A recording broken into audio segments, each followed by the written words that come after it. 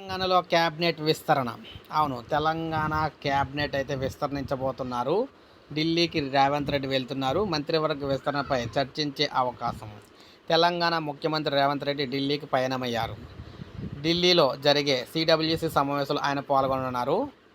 ఈరోజు శనివారం కాంగ్రెస్ పెద్దలతో సీఎం సమావేశమయ్యే అవకాశం ఉన్నట్లు తెలుస్తుంది. తెలంగాణలో కాంగ్రెస్ ప్రభుత్వం ఏర్పడిన తర్వాత ఇప్పటి వరకు మంత్రివర్గ విస్తరణ జరగలేదు. తాజాగా లోక్సభ ఎన్నికలు ముగియడంతో ఈ అంశంపై చర్చించే అవకాశం అయితే ఉంది. అలాగే నామినేటెడ్ పోస్టుల భర్తీ, పీసీసీ నూతన అధ్యక్షుడి ఎంపిక తదితర విషయాలపై చర్చిస్తారని సమాచారం.